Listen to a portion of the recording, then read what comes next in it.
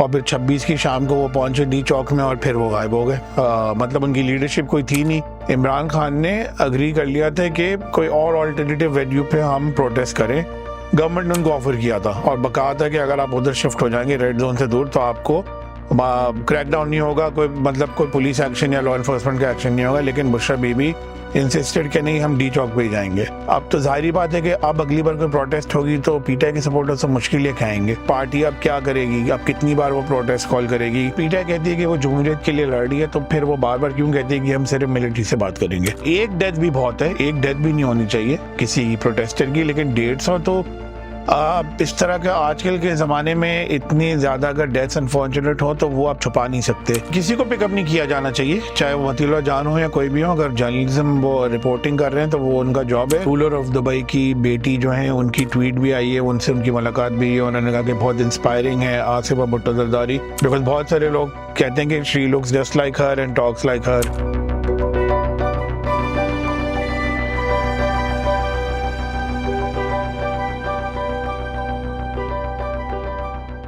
अस्सलाम वालेकुम जी, मैं तैयब जजी और दाऊद उमर कुरैशी जी के एक बहुत पॉडकास्ट के साथ आज हम मौजूद हैं।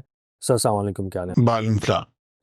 सबसे पहले हम बात करते हैं करंट सिचुएशन पे। पीटीआई का जो प्रोटेस्ट था उसको आप कैसे देखते हैं कि इस वक्त जो सिचुएशन है पीटीआई के हवाले से? जी, वो तो प्रोटेस्ट तो बेसिकली काफ़ी उन्होंने लोग मोबिलाइज किए थे इमरान खान की कॉल पे, और 2-3 दिन तक वो इस्लामाबाद की तरफ आए भी थे। और फिर 26 की शाम को वो पहुंचे डी चौक में और फिर वो गायब हो गए। मतलब उनकी लीडरशिप कोई थी नहीं सिवाय बुशरा बीबी के और अली अमीन गंडापुर के, केपीसीएम के और उमर अयूब के। और फिर पता चला कि कुछ घंटों में प्रोटेस्टर्स इधर उधर हो गए। उनको अमीन गंडापुर ने शायद कहा था कि आप घर जाएं, खाना खा के कल आएं। तो उसमें उन्होंने ये समझा होगा कि प्रोटेस्ट अब कैसे होगी प्रोटेस्ट। हमारा घर तो, उनका ज़्यादातर लोगों का घर तो इस्लामाबाद में था ही नहीं, वो तो केपी से आए थे और दूर दराज इलाकों से आए थे। और फिर ये भी सुनने में आया है कि अली अमीन गंडापुर भी और जो बुशरा बीबी हैं, इमरान खान की जो वाइफ हैं, वो भी फिर वहाँ से चले गए। और फिर खबर आ रही थी कि वो केपी में चले गए, मानसेरा चले गए हैं। उसमें फिर उनके पीटीआई के सपोर्टर्स सोशल मीडिया पे कहते थे कि प्रोपेगेंडा है, लेकिन फिर एक्चुअली उन्होंने अगले दिन वहाँ से प्रेस कॉन्फ्रेंस की 27 तारीख को, क्या केपी के सीएम ने, उसमें बुशरा बीबी नहीं थी। तो अब बस ये है कि इसमें कुछ और ये भी देखने में आया कि पीटीआई की जो अपनी लीडरशिप है वो काफ़ी, उनमें अब जो रिफ्ट है जो भी है वो काफ़ी सामने आ गया। सिर्फ सैफ जो केपी गवर्नमेंट के स्पोक्समैन हैं और केपी गवर्नमेंट से क्लोज भी हैं, तो वो कह रहे हैं कि इमरान खान ने अग्री कर लिया था कि कोई और ऑल्टरनेटिव वेन्यू पे हम प्रोटेस्ट करें। गवर्नमेंट ने उनको ऑफर किया था और बकाया था कि अगर आप उधर शिफ्ट हो जाएंगे रेड जोन से दूर तो आपको क्रैकडाउन नहीं होगा, कोई पुलिस एक्शन या लॉ एनफोर्समेंट का एक्शन नहीं होगा। लेकिन बुशरा बीबी इंसिस्टेड कि नहीं, हम डी चौक पे ही जाएंगे। तो वो डी चौक पे गए और फिर उनके खिलाफ क्रैकडाउन भी हुआ। दूसरी बात ये कि डी चौक पे जब वो गए इतने सारे लोग, तो ठंड थी, शाम हो गई थी। इस्लामाबाद का मौसम तो ठंडा होता है अभी नवंबर के एंड में। और उनको खाना पीना उनको देना, उनको उनके गर्म मतलब बिस्तरा उनका करना, कहाँ वो रहेंगे, और फिर बाथरूम की फैसिलिटीज वगैरह वो कुछ भी नहीं था। तो उन्होंने फिर रियलाइज किया होगा शायद कि ये रुक नहीं सकते। और उस दौरान ऑब्वियसली गवर्नमेंट ने तो कहा था कि रेड जोन में अगर आप आएंगे तो हम आपको यहाँ से हटा देंगे। तो गवर्नमेंट की तरफ से भी एक्शन हुआ, ये लोग भी चले गए और पूरा जो उन्होंने मोमेंटम जो उनका था वो लूज हो गया। अब तो जाहिर बात है कि अब अगली बार कोई प्रोटेस्ट होगी तो पीटीआई के सपोर्टर्स तो मुश्किल ये खाएंगे। क्योंकि कल मैं सुन रहा था ट्विटर पे, एक्स पे, उनकी काफ़ी जो उनकी स्पेस होती है, उनकी जो कम्युनिटी की ऑनलाइन उनकी डिस्कशंस होते हैं, तो काफ़ी वो अपसेट थे, काफ़ी गुस्से में भी थे, काफ़ी गम में भी थे। उनके 2-3 एमपी भी आए हुए थे और उनको वो काफ़ी सुना रहे थे कि भाई आप लोग कहाँ थे। ख़ासतौर पे पंजाब की जो लीडरशिप है वो बिल्कुल ही गायब थी और पंजाब के कोई लोग भी नहीं आए हुए थे। ज़्यादातर तो केपी से लोग थे, 99% तो केपी के लोग थे। पंजाब के अगर लोग होते तो वो और उनको नंबर्स उनके ज़्यादा होते।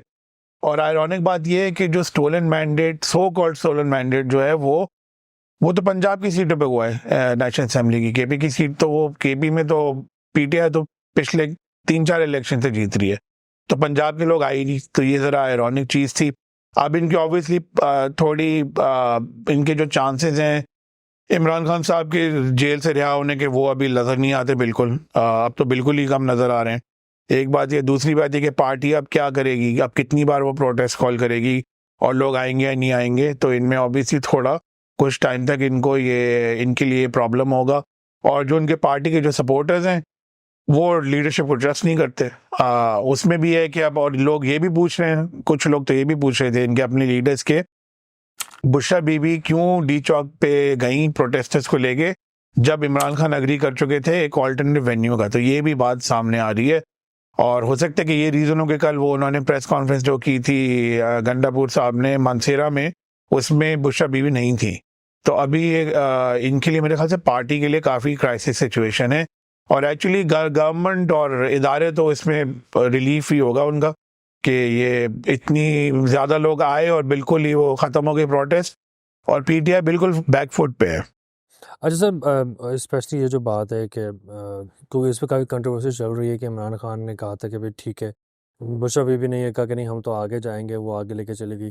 तो इस सिचुएशन में आप क्या देखते हैं कि बुशरा बीबी पार्टी पे कंट्रोल करना चाह रही हैं पीटीआई की, या आपको क्या लगता है इनसाइट्स क्या है इसके ऊपर? जी, मतलब जाहिर बात है उनका, वो उनकी वाइफ है, फाउंडर की, लीडर की वाइफ है, तो वो चाह रही होंगी कि वो ज़रा एग्जर्ट करे कंट्रोल पार्टी पे।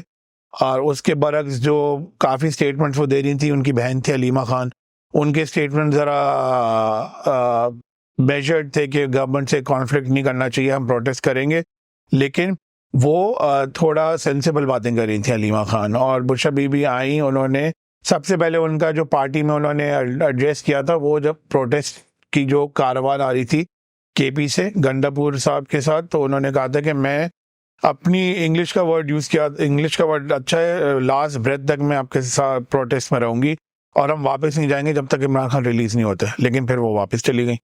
तो हाँ, मतलब वो बिल्कुल डेफिनेटली कंट्रोल एग्जर्ट करना चाह रही होंगी पार्टी में, जैसे उन्होंने जब इमरान खान गवर्नमेंट में थे तब भी बिहाइंड द सीन्स वो काफ़ी कंट्रोल करती थी पंजाब गवर्नमेंट का। हमने सुना है बोसदार साहब उनके नॉमिनी थे और भी हमने बहुत चीज़ें सुनी है विद रिगार्ड टू फ़र्क होगी। तो लेकिन अब जो उनका एफर्ट होगा कि वो अटेम्प्ट होगा कि पार्टी को थोड़ा कंट्रोल करें, वो इससे थोड़ा डैमेज हुआ होगा जो ये हुआ है पिछले 2 दिन में। सही। अच्छा सर, वे फॉरवर्ड आपको क्या नज़र आता है इस पूरी सिचुएशन में, पीटीआई के लिए भी और गवर्नमेंट के लिए भी?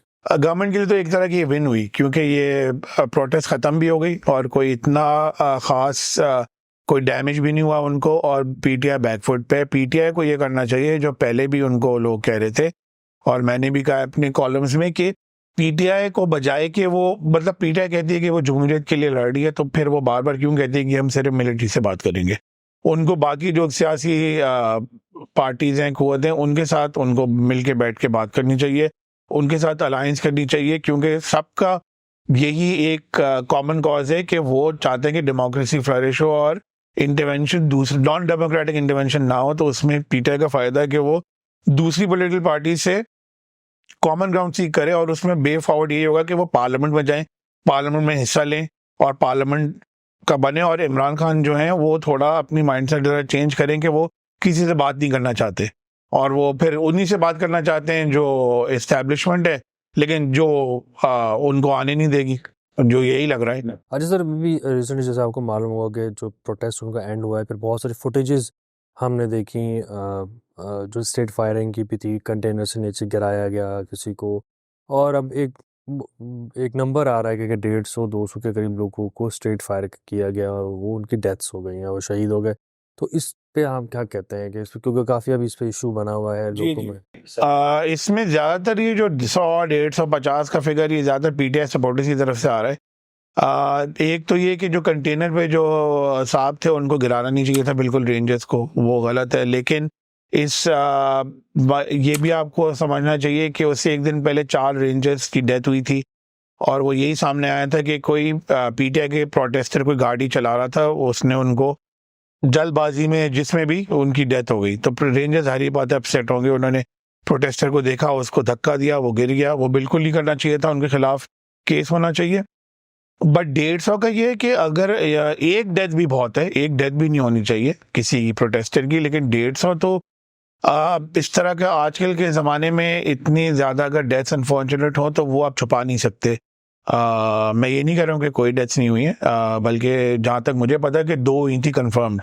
वो 28 लोग इंजर हुए थे, उसमें से दो की डेथ हुई है और 4 इंजर्ड और 2 पुलिसमैन, तो टोटल 8 हुई हैं। तो 150 और 200 का फिगर वेरीफाई करना बहुत मुश्किल है।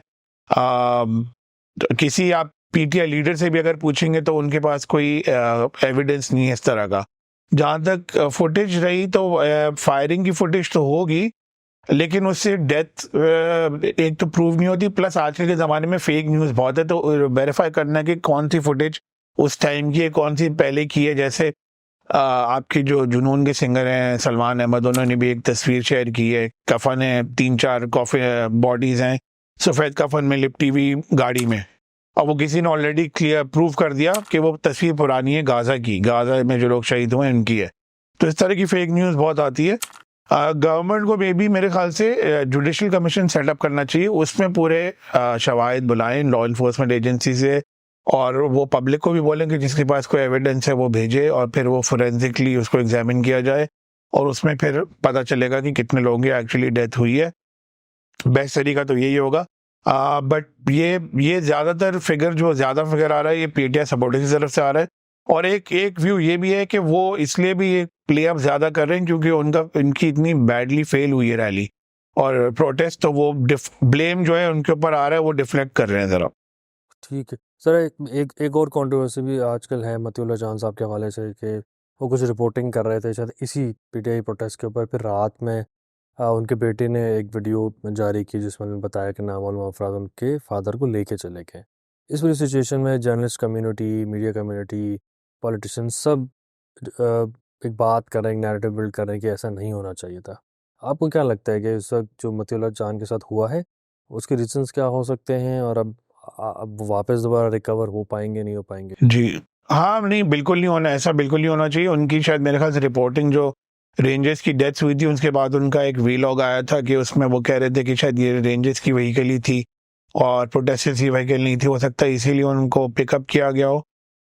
लेकिन किसी को पिकअप नहीं किया जाना चाहिए, चाहे वो मतीउल्लाह जान हो या कोई भी हो। अगर जर्नलिज्म वो रिपोर्टिंग कर रहे हैं तो वो उनका जॉब है, लेकिन और अगर गवर्नमेंट को अगर कोई भी इशू है तो वो आप उनको चार्ज करें अंडर द रेलेवेंट लॉज, उनको बोलें कि कोर्ट में अपीयर हो, अपने आप को डिफेंड करें, ये जैसे होता है नॉर्मल कंट्रीज में वो आप करें। ये नहीं कि आपने उठा लिया उनको रात के बीच में किसी को भी, और फिर उम्मीद है कि वो रिकवर हो जाएंगे, लेकिन इस तरह का होना नहीं चाहिए।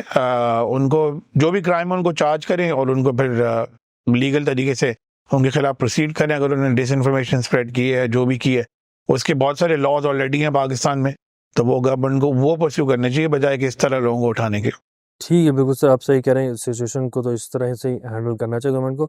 अब ज़रा पॉजिटिव बात करते हैं सर। आप first lady Asifa Bhutto Zardari Dubai गई हुई है, ग्लोबल वुमेन फोरम के एक कॉन्फ्रेंस हो रही है वहाँ पर, और उन्होंने ये बात की कि ख़वातीन को स्पेशली उनका contribution towards society, towards economy बहुत इंपॉर्टेंट है।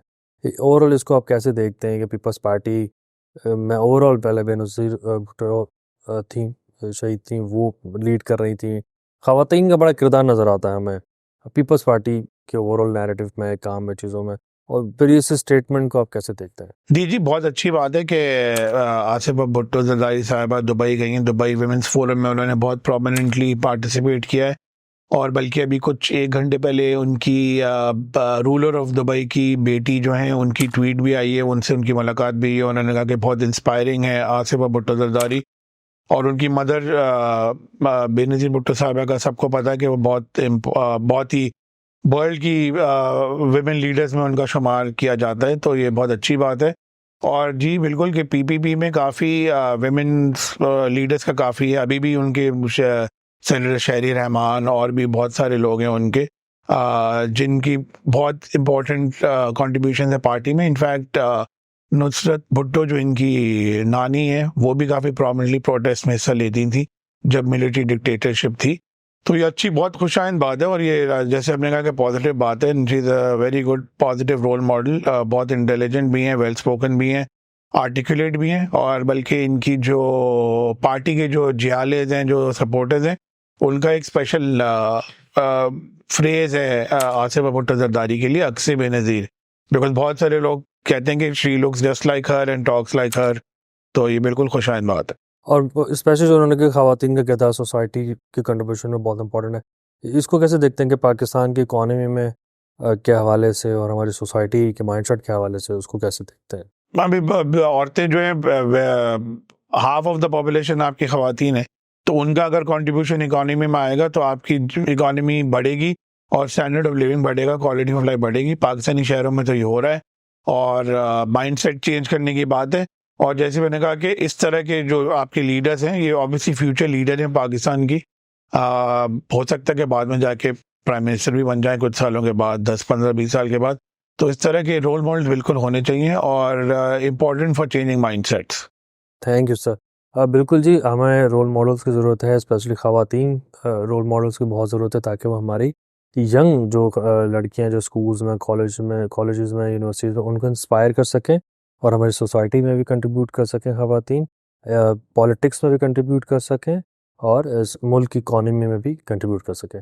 आज का podcast the Umar Qureshi view का हम यहाँ पर एंड करते हैं। आप हमारे यूट्यूब चैनल को भी सब्सक्राइब करें, हमारा फेसबुक और इंस्टा का भी पेज है उसको भी फॉलो करें। और आपको अगर लगता है कि हम कोई कंटेंट पे बात कर सकते हैं, उमर साहब के इनसाइट्स की आपको लगता है कि वो उस पर डिस्कशन करें, टॉपिक हमारे कमेंट्स में ज़रूर बताइएगा।